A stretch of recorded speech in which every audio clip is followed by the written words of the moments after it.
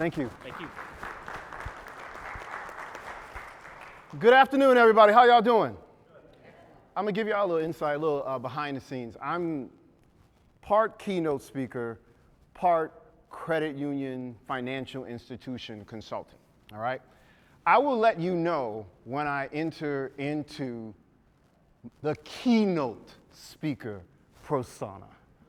But there'll be moments throughout this presentation where I will break the fourth wall and tell you how I feel when I'm watching other keynote speakers in the credit union space.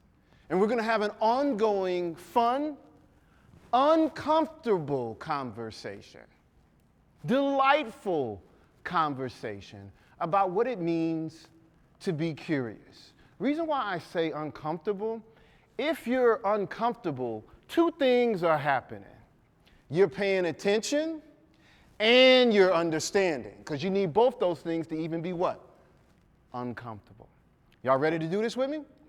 I'm gonna, you know how every good impersonator has to turn around and come back. So let me give it to you. All right. When was the last time you were genuinely curious? Tell me. Just a few minutes ago when I couldn't tell what that little dot was on the screen. When was the last time you were genuinely curious about something?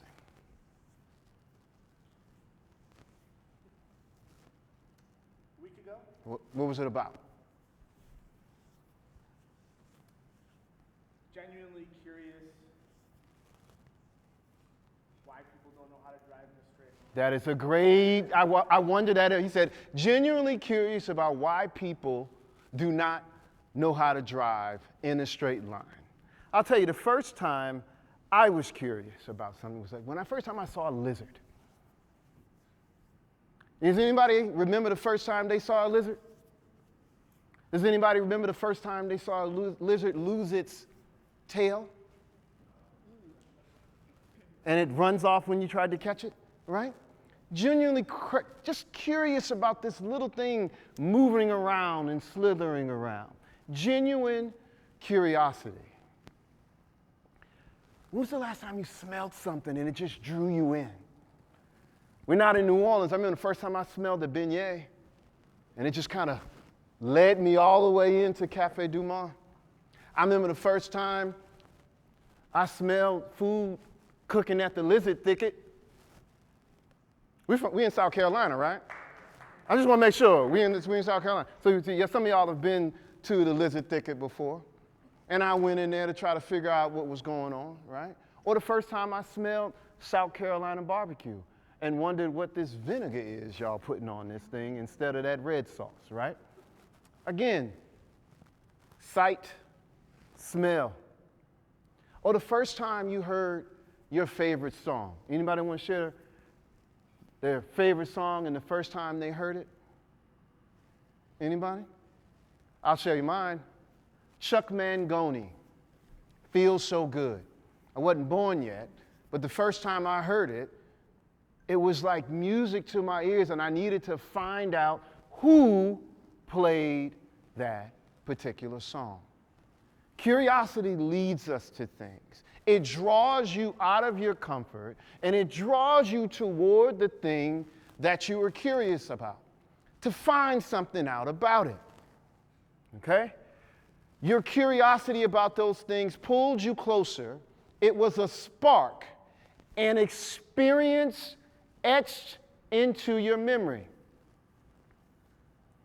Many of us like to think that that kind of term is separate. Curiosity, where does that fit into my job? I'm a serious person. I'm a CEO. I'm a manager. I'm a loan officer. But curiosity is the beginning of all amazing outcomes. Why is this happening? Why isn't this happening?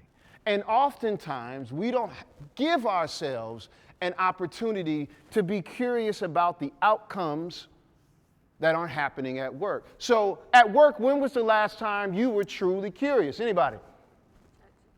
ChatGPT. How's this going to work? How is this going to affect me? Anybody else? At work, when was the last time you've been curious about something? Why can't Janice count on the teller line? Right? Or why am I 6 months in, I haven't moved forward in my strategic planning? Or why in the last 5 years I can't break above peer on my ROA? Why does my accountant keep telling me I need to put more in my CECL balance?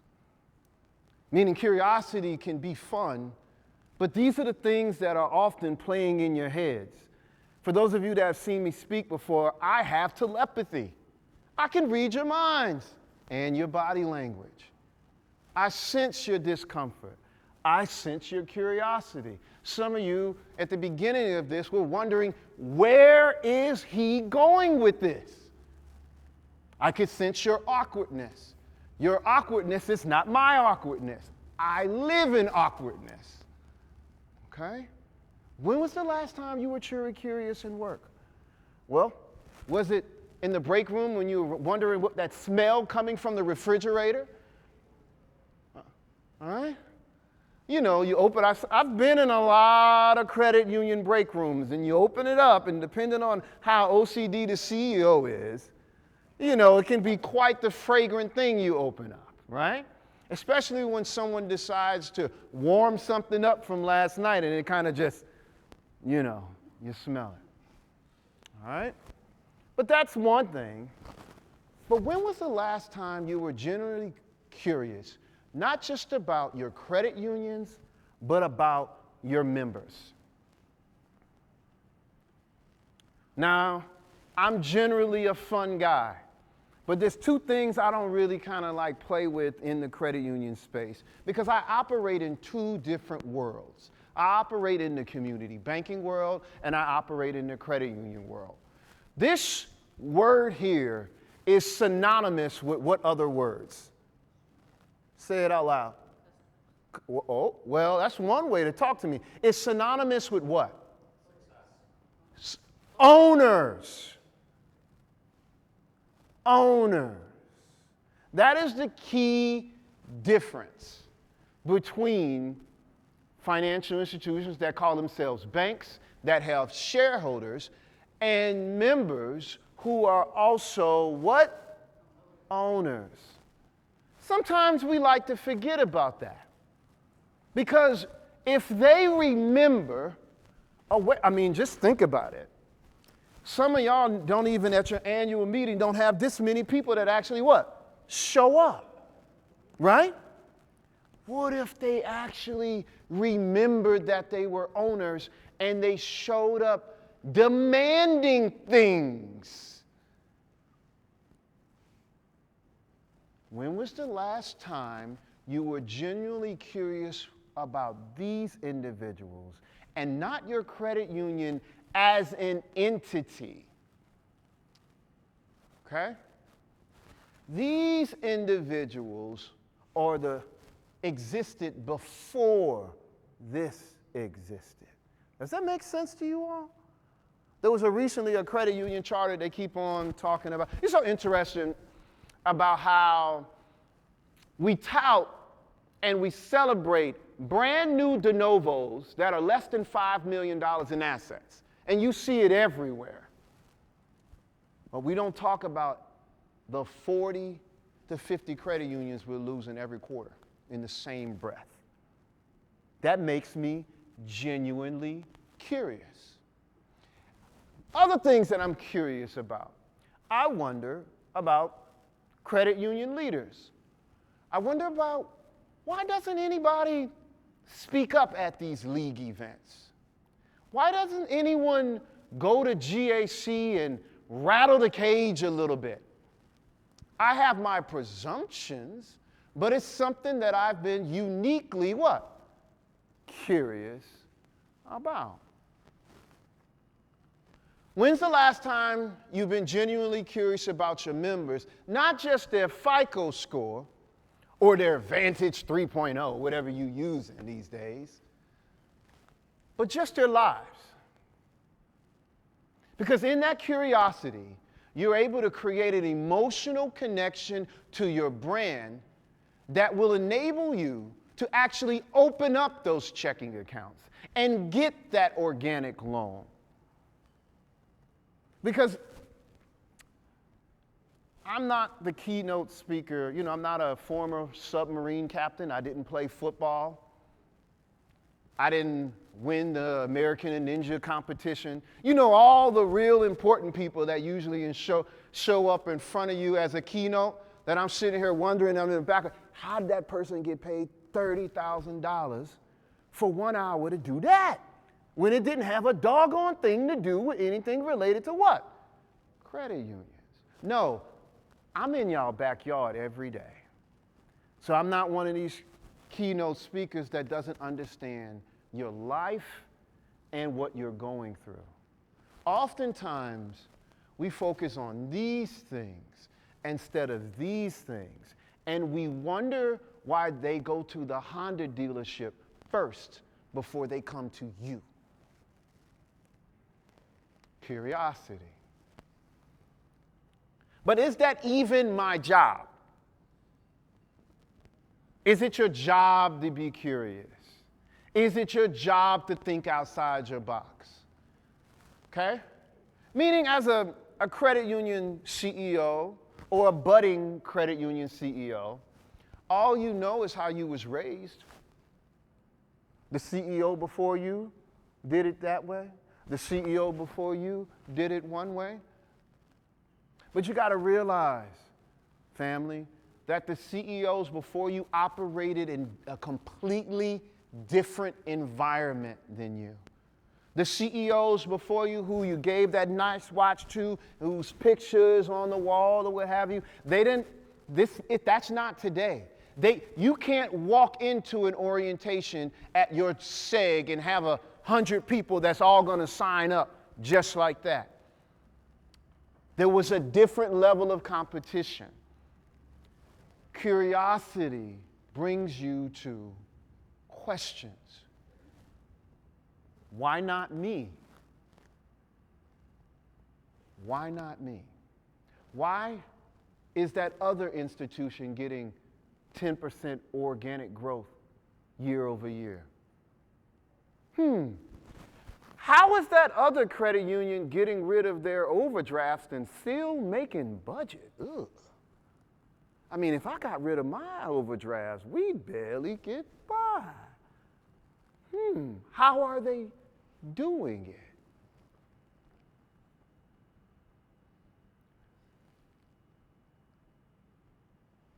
Why is every year the same cycle?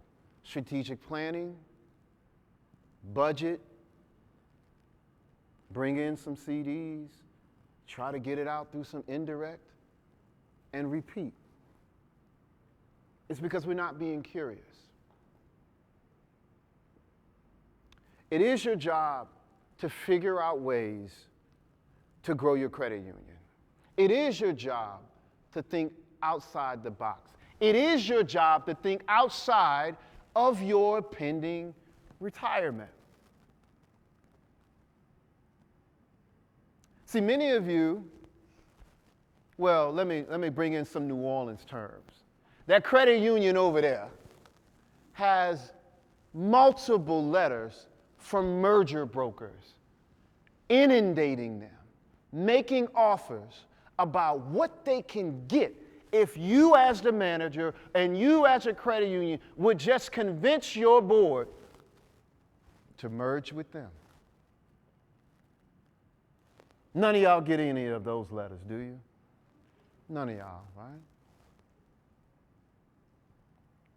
Some of the things we're going to talk about today, some of the things I've been curious about. Some of the things I've been curious about is how can I get credit union CEOs paid, especially if their retirement account is a little short, because they wanted to, they want that house on Lake Murray, but they can't afford it. But if I merge, and if that bigger credit union gives me an extra $700,000, I can get that house on Lake Murray. See what I mean? The questions that we're asking ourselves should be around how can you do it for yourself while also ensuring the charter that has allowed you to get to retirement survives. It's all our jobs. When we think about the campaigns you're running, if you're running campaigns. You're running campaigns, but are you solving the real pains down in Sumter, Kingstree, Easley? See, I'm not unfamiliar with these places. 20 years ago, I was a young bank examiner in Greenville when they were buying and selling banks. Literally, this is the very first time I've been in Greenville in like 20 years. It's kind of surreal to be here because it doesn't look the same. And it probably doesn't look the same because somebody was curious. What if Greenville could be a happening place? Because as I'm looking around, I see some places I want to go get an old-fashioned at. I'm looking around. I'm like, oh, my goodness. I say to myself, hey, I called my wife. I was like, yo, we might need to drive over to hang out in Greenville. All because somebody was curious, and that curiosity led to a what? A vision for them. Okay? Now, the credit unions that will thrive in the coming area, not necessarily those with the largest budgets. And I want to pause right there. I got strategic planning clients and CBIC credit unions. They got some credit unions that have $1 million marketing budgets, have negative 5% membership growth year over year. Having a budget without a vision, having a budget without curiosity doesn't mean you're actually going to land it, y'all. You can't buy your way into the hearts and minds of your desired members. It's going to be those that ask the most profound questions. And also, I would add, the individuals that are willing to take the most risks. As a little aside, anybody remember this little, tiff that was happening between Drake and Kendrick Lamar? You might have heard about it. If you didn't, that's fine too. It was a rap battle, okay? Now, it had the culture in a chokehold. And let's be clear, if you watched the Super Bowl, did you watch Super Bowl?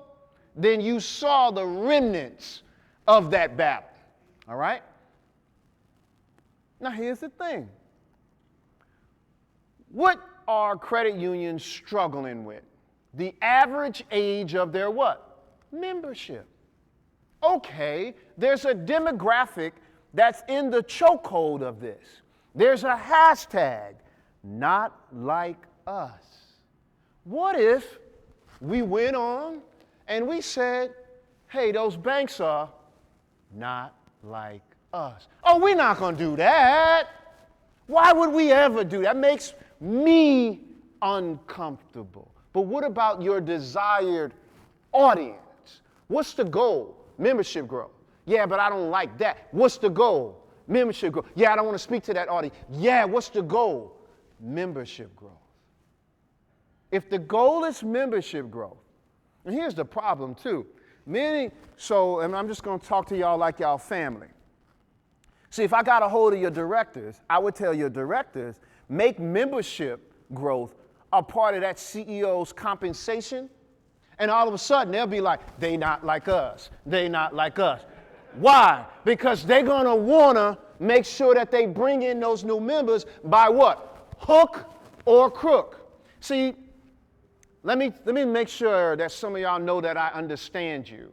Some of y'all compensation plan isn't about membership growth, isn't about checking account growth, isn't about setting up the credit union for the next 10, 15, 20 years. No, you got your favorite compensation consultant to make your compensation about asset size. Oh, I'm in this asset size, so I deserve this amount. And if I can just merge this other smaller credit union, I'm going to be larger. I ain't done nothing different. I just convinced Miss Nancy to give me her $20 million credit union. You hadn't changed any behaviors, haven't figured out how to grow membership, haven't figured out how to do loans organically. All you did was get what? Larger. And you got what? paid. See, here's where I get cross with some people. You should get paid for doing things that protects your organization and grow your organization, not just for being what? Larger. Here's an inside baseball, y'all. You know why credit unions are buying banks? Because credit unions are overpaying for the banks, because the individuals who are buying these banks aren't paying for the banks with their own money. Because if I'm using member equity, is it my money? Because here's the thing. If I'm buying a bank with my money, I'm not going to what? Overpay. Actually, I'm going to hire another firm to do a deep dive into their balance sheet and their loans to make sure I'm not buying what? Bad loans. They kind of do that in the credit union space, but not really. And if I'm an owner and the CEO tells me we should buy said bank, 3 years from now, guess what I'm going to do? I'll return on that investment to see if that CEO made a good what? Decision. Another thing that doesn't happen in our credit union world. I have another keynote. It's titled Credit Union World is Surreal. And what makes it surreal is that often, out of our mouths, we say that we treat member owner money like it's our own, but we actually really don't.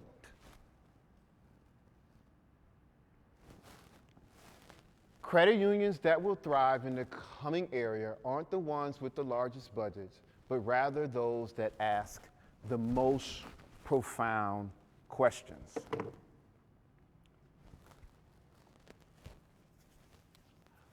My thesis today for you all is curiosity is the catalyst for clarity.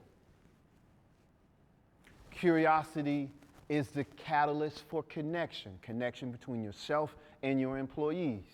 Connection between yourself and your directors. Connection between yourself and your current members. And connection between yourself and your desired members. And it's also the catalyst for execution. Because I like everything fun, right? But at the end of the day, we can have a strategy, but if you cannot actually execute it, what are we talking about? All of these things leads to the growth of your financial institution. So a little bit about myself. My name is Ancin Cooley. I'm the owner and principal of Synergy Credit Union Consulting. We do board and management strategic planning. We're a full-service consulting firm, okay? I used to be an examiner. Actually, I was an examiner out of the Charlotte field office. We were responsible for for North Carolina, South Carolina, and parts of Georgia. I've eaten at every meeting 3 in all these states, y'all. I don't know what I was thinking. I would drive from Atlanta. I lived in Atlanta. I was supposed to live in Charlotte. I didn't want to live in Charlotte. And I would drive from Atlanta, and I would go to all these financial institutions around South Carolina. Closed a few of them, some of them easily. Seen a lot of people make money with them too, okay? Every now and then my examiner hat comes on.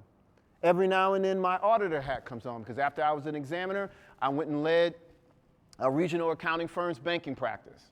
And then 15 years ago, June 15th, 15 years ago, I came out on my own and started my own consulting firm.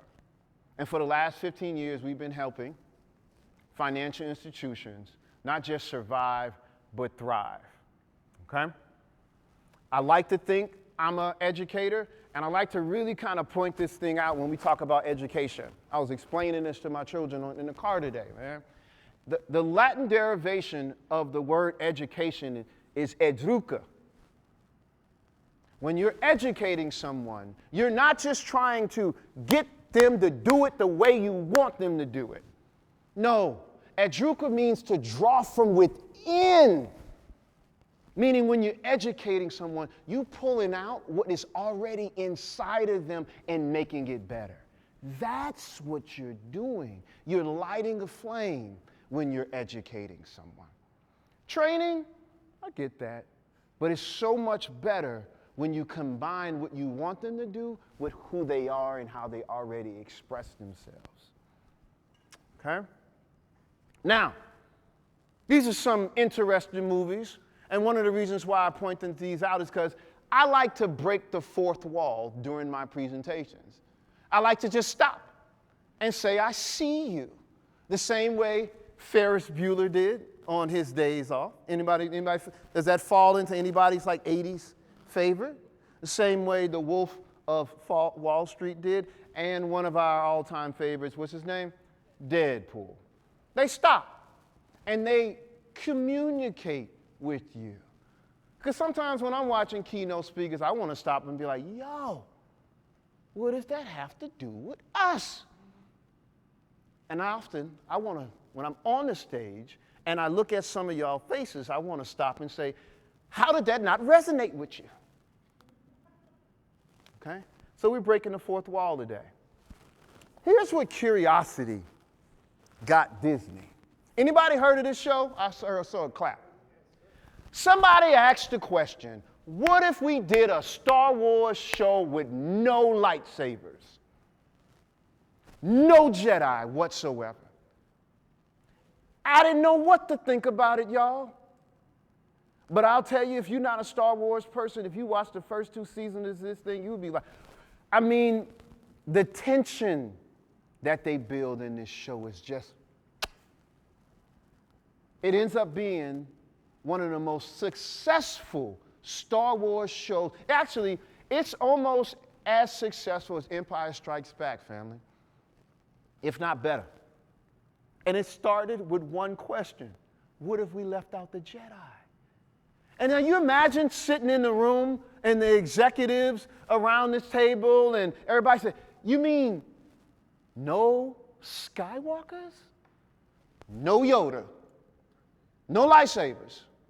No even, and somebody correct me if I'm wrong, I don't even think they even allude to them existing. At least that I even have seen. They're around somewhere, but they don't show up in that show. Let me ask you a question. How many of you, and if you're really honest with you, if you were sitting in that room based on how you operate your business, how many of you would have greenlit this show? In all seriousness, knowing what you know about Star Wars, knowing how integral Jedis, and even if you don't know, have been, would you have greenlit it? I'm going to say I wouldn't have. I'd be like, yo, you tripping. How much money do you want? And you don't want any lightsaber play in this thing? Somebody was curious, and they thought outside the box. And with that, they had one of the best shows on television. Okay? Andor. So there are 3 core ideas I want to express. Curiosity shapes identity, curiosity powers connection, and curiosity demands commitment. All right? Let's talk about a credit union in a far, far, far away land. All right? The credit union had reached a plateau. Membership was stagnant, lending was flat, primarily driven by indirect. Ooh. Marketing felt disjointed, employees appeared unengaged. Their strategic plan was check the box. They brought in a marketing consultant who posed an important question: what kind of member is our credit union truly built for? Who's your credit union built for? Or what kind of member do we want to build it back to? The following story is how one credit union utilized those simple things to get over the hump. Curiosity shapes identity. Now, does anybody actually know what their brand character is? Anybody? How does your brand voice itself? What does it sound like? If you were to give me some instructions about how to build a video, or write a blog post, or write copy for your credit union, what is the actual voice? Does it sound masculine? Is it luxurious or is it more economical? Is it youthful or is it more mature? I'd say many of our credit unions have a more what? Mature bent to it. CD rates, 5.9, come see us. Meaning like, when you think about it, just in the conversations with credit unions, everybody's always talking about the next CD campaign. That's speaking to a more what? Mature audience. Do you know why we often focus more on a more mature audience? It's because we're more concerned about the here and now, because those are the individuals that are funding our balance sheets currently. Right? Anybody? You mean those youthful kids? They ain't got no money. Right? And so we focus on the individuals with larger balances to the chagrin of our what? Future. And if you want to get meta about it, that has a lot to do with how your compensation is arranged. Your compensation packages often are focused on the next year and not the behaviors and structures that are going to keep your credit union thriving over the next 20 years. See, when I do discussions with boards and CEOs, I try to get us out of the here and now and try to get compensation aligned with you thinking about the future. Because here's one thing I know about individuals. If you pay them, they will do it. If you get individuals to say, here's another thing, give for example, your digital onboarding platform, making it have less friction, meaning the ability to see an ad, click the ad, and open up an account in less than 7 minutes. That's geared more toward of a what? Youthful demographic, correct? But it costs $70,000. Well, I got, $3-4 million in capital. I need to hit an ROA of 0.45 to get my bonus. If I spend this 70, I don't think I can actually make that up this year. You know what? I'm not going to do that this year. I'm going to kick the can. I'm not going to do it. Because I don't think I can make up that 70. And I need to get, I got bills to pay. Right? Where does comp fall into this? If the directors actually turned the compensation and said, hey, we need this digital onboarding platform so that we can get younger members. And you know what? If you spend the $70,000 and your ROA actually comes up less than what we expected, Janice, you can still get your bonus. Guess what we're going to buy? The new digital onboarding system. It's real simple. If everybody still get paid, the credit union thrives. Outside of that, though, we forego the technology that we need. I'm not sweeping around anybody's doorstep right now, am I? No, not at all. How do you want your brand to sound? Sophisticated with more flowery words, or do you want it to be playful? Do you want your call to actions to be subtle, or do you want them to be obvious? Your brand personality, it's more than just the logo. It's more than just a color. It's how they experience your credit union. We fawn over fintechs. Oh, fintech this. Oh, fintech that. You know the only thing they do better than us? Branding.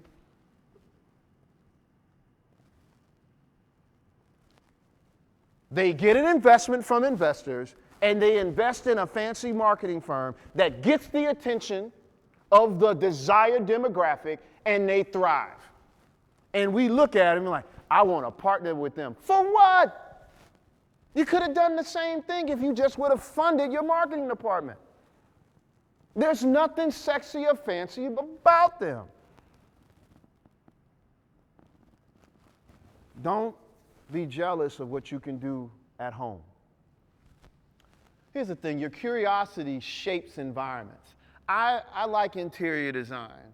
And if I was to turn off all these lights, it would be a dark room.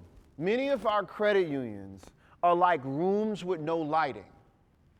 But once you light them up with practicals and shapes, all of a sudden people walk in and they have an experience with your credit union. See, here's the thing. I got telepathy, okay? Some of you can't see your credit union outside of the way it is right now, and some of you can't see it from the perspective of you don't have to do it all. You just have to partner with the right people to help you do it. You just have to be willing to make the budget allotment and say, hey, can you help me make my credit union a little bit more warmer? Can you help me reshape my landing page or my social media? What do we have to do? Can you help me have that conversation you talked about with my board about, because you know, I got a kid going into college, and if I miss my ROA, I'm not going to get my... It's about having empathy for everybody that's involved, because otherwise we're just lying to ourselves. And in that silence, we lose everything. We lose the charter, and we lose the ability to move forward. Here's one quick takeaway. That credit union did a brand audit using curiosity and asked 10 staff members to define their brand. The inconsistency told them everything. If your own employees can't describe your brand, how do you expect what? Your desired new member to describe what your brand means. Okay? Now, here's the thing, folks. Because the first person I ever saw break the fourth wall was Bugs Bunny. Remember Bugs Bunny would say, I think he's looking for a rabbit.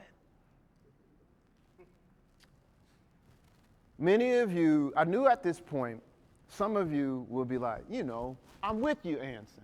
And then, especially in South Carolina, North Carolina, Georgia, it's so easy to think about your credit union as just this small thing that you're in charge of. And this small thing that can't be larger than what it is now. You have to be willing to take risks. You have to be willing to see the vision, and you have to be curious enough of how to get there. So when we think about brands, you got this here, you got Coach, you got Louis Vuitton, but they all cost, as we found out over the last 3 months, they cost less than $3 to make.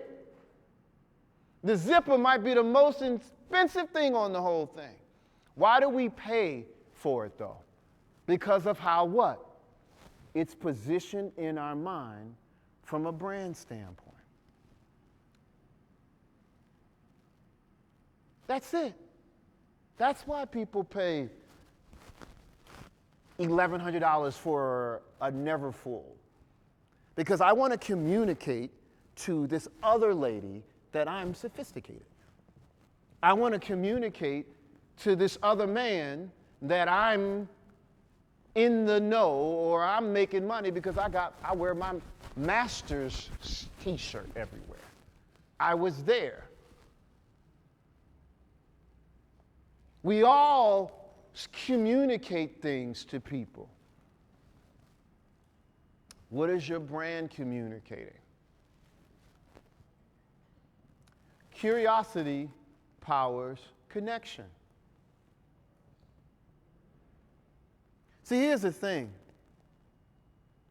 Their logo was nice, but curiosity asks, who are we really for? What does our brand feel like when they walk through the door? I do a lot of work in the Caribbean, okay?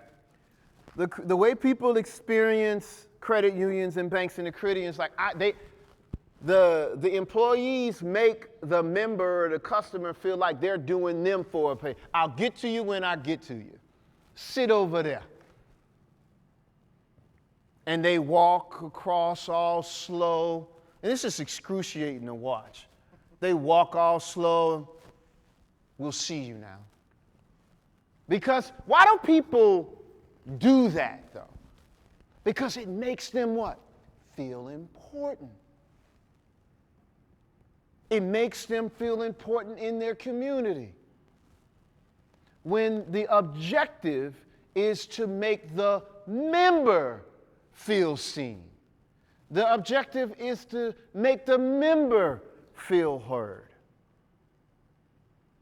We all have these anecdotal stories that make you feel good about that one time. I ask most people, like, yeah, there was this one person, I helped them when they just got out of jail. I helped this mom that just got divorced. Y'all all got like onesie, twosie, you know? But are you doing it at scale? Well, am I supposed to make that happen at scale? Yes. Because, of course, if I was to ask you, you could pull out that story that you always tell everybody. I know it. It sounds the same. It's almost like folks using each other's stories. The divorced wife, the man that just got out of jail, the person that has bad credit that you all helped. I'm going to tell y'all a quick thing that I didn't even expect to say. I went up to Delaware, had a client, man, that I was just frustrated with year over year we wasn't doing membership growth.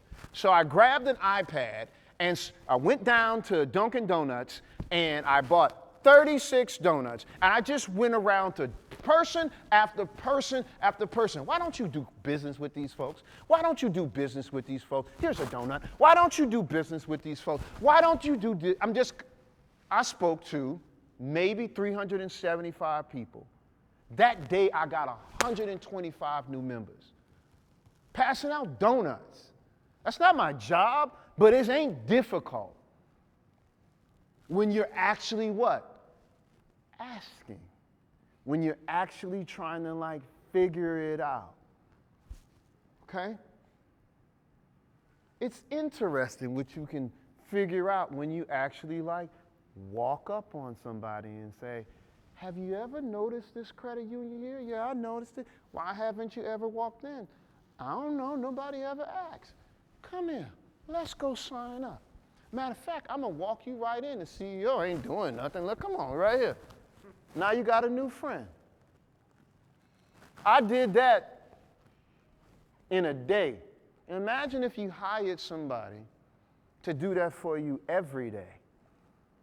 Hire the right person to do that for you every day. Because not everybody can do that. Because there are a lot of people that were like, yo, man, get away from me. Yo, dog, you tripping. Yo, who are you? You know? Hiring the right people and actually engaging and asking questions. It works. Okay? Now, curiosity powers connection. One insight changed everything. Members weren't confused by their offers. We learned that they were intimidated by what they were offering.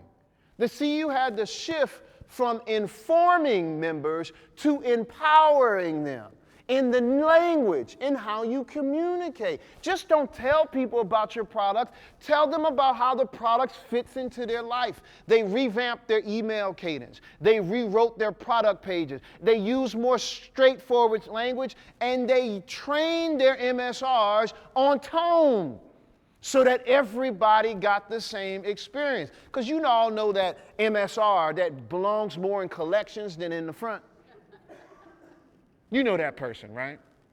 They're a little grouchy. Because here's the issue, y'all. You spend this money on marketing, and then the first contact I have in your branch is grouchy Janice. You've just wasted that marketing money. And then here's the thing. I know how much you love that lady. She's sweet. Been there a long time. Get off the front line. Why? Because she's not representing your brand and then wasting your money, man. And here's the thing, those end up being the kind of decisions that people often aren't willing to make because Janet knows director such and such and all that other nonsense. Okay? Now, Here's something that happened. I like to give takeaways. Marketing began sitting in on collections calls and account opening conversations because they were curious about what was actually what? Happening. Curiosity turned those observations into campaigns, marketing campaigns that worked and drove organic growth. Because through those campaigns, you can hear those what? Pain points that people were actually having. Okay? Curiosity demands commitment from you.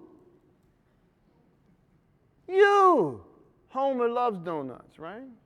See, I have two brains. I have my credit union brain and I have my banker brain.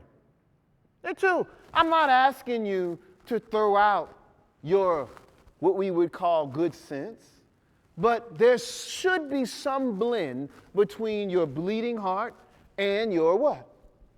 Your brain there. Let's talk about strategy real quick, because curiosity demands this question. Are your strategies working for you? Here's the thing about strategy. It's an integrative set of choices. Choices, family. Meaning you may get one right, you may get one wrong, and that's what's scary about it. Here's the thing.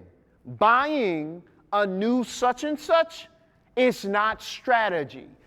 Hiring a new person is not a strategy. Those are tactics that happen within your strategy. The reason why it feels so good, because you can stroke the pen, 4 disciplines of execution, right? You might have read that. And you can make it happen, and you're able to what? Check it off. And it helps your ADHD brain. It's like, oh my goodness, I'm checking all these things off. I feel so good, I did so much. But you haven't actually pushed it forward. Strategy is uncomfortable because you have to make choices with the limited budget that you have. So what is a strategic question, family?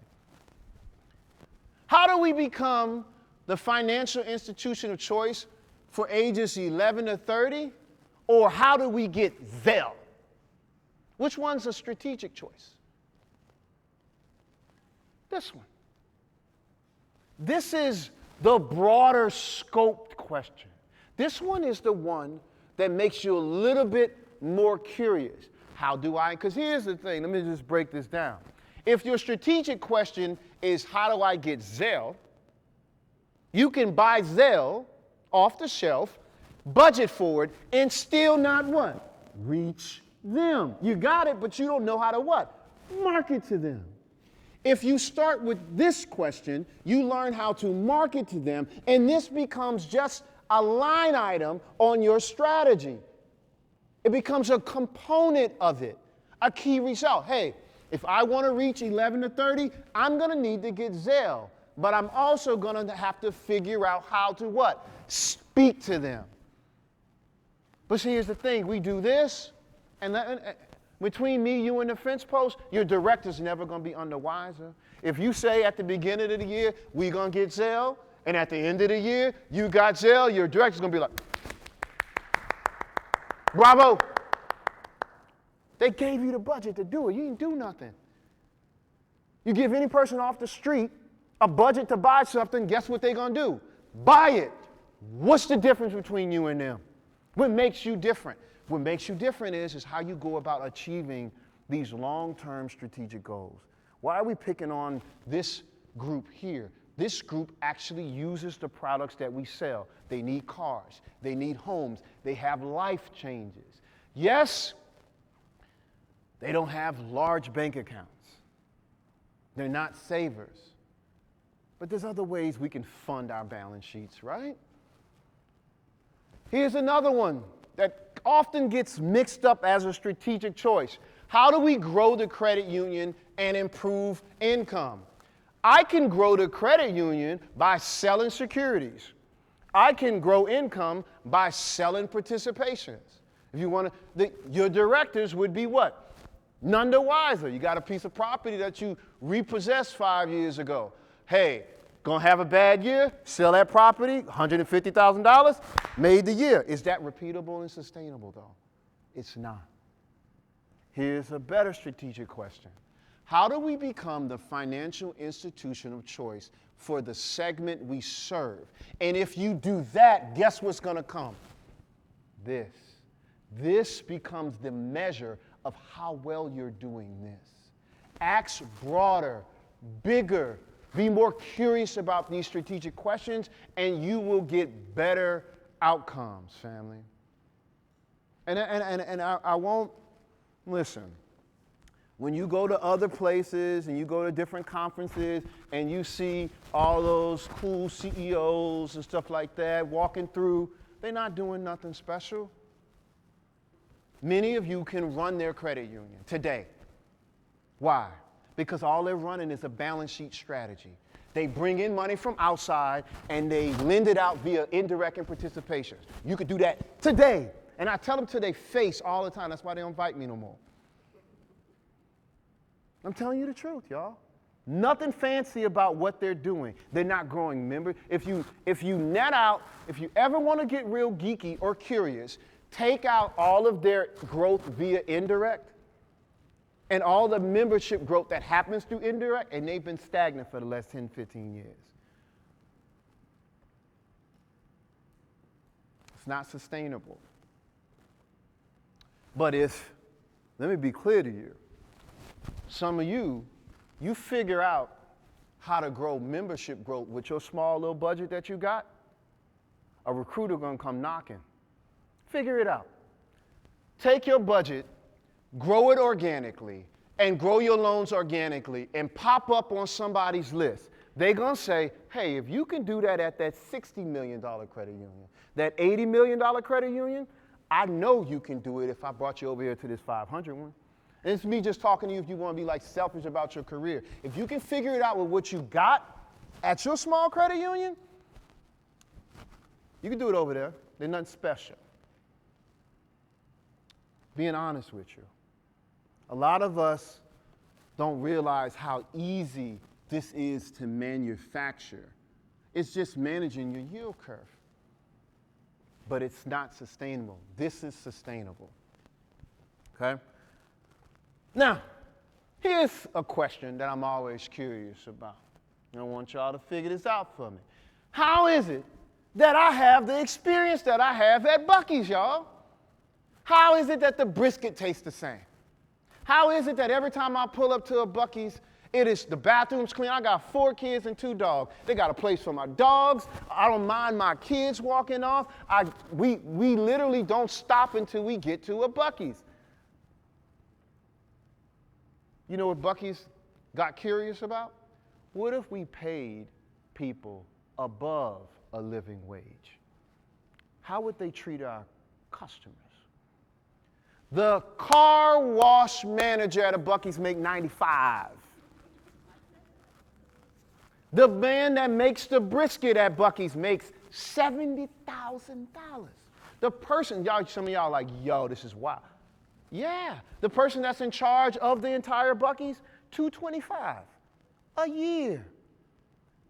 And I say this in rooms, and I see the sneers at some executives like, why is he saying this? I'm saying it because if you paid your people more, they would give you more. And this is, Buc-ee's is evidence that if you paid your call center person more, you paid your member service representative more, they would actually show up less stressed out and actually be more willing to do the things they need for your members. And guess what ends up happening? Everybody ends up what? Making more money. Y'all don't have a Buc-ee's yet in South Carolina? Y'all do, right? All right, no. Florence. Yeah.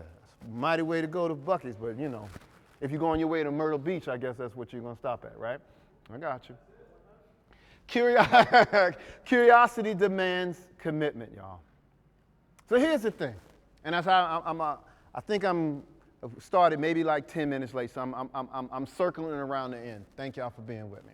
Instead of merely setting quarterly goals by default, that credit union began to ask themselves, what assumptions are we making about our credit union that may no longer be true? I really want you to really think about that. Here's some things that I want y'all to really realize this. If you have indirect, so we do planning, but then we do operational consulting. If we say we're going to stop doing indirect, you got to realize that if you have an org chart that has eaten and breathed indirect for the last 15 years, you have to literally retrain everyone because no one knows how to deliver organically because they've been doing it on the back of the what? Indirect. Don't presume that people know what they're actually doing. That's the first assumption that you don't want to make. Don't presume that because you understand how to deliver, that your what? Employee knows how to deliver.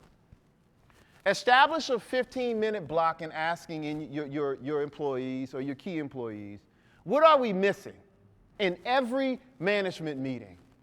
What are we missing? And create an environment where they feel comfortable asking. Comfortable asking. Okay? Not that fake comfortable where that person's on my shit list now. Why she asked that?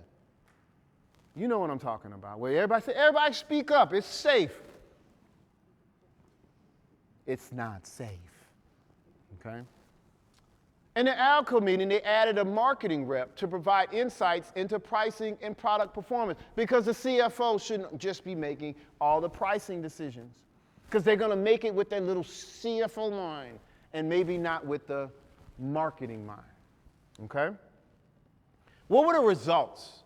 18 months later, they were up 13% in checking accounts. They had 22% growth in underserved segments. And staff was engaged at an all-time high. So here's some questions that every credit union should be asking as I land this plane. What would we do differently if we weren't afraid to be misunderstood? What signals about what's happening in our environment are we ignoring? And what part of our strategy plan is a part of a yesterday reality? Because curiosity isn't an empty novelty, it's your most valuable tool for relevance, growth, and impact. Thank y'all so much, and I appreciate y'all for having me.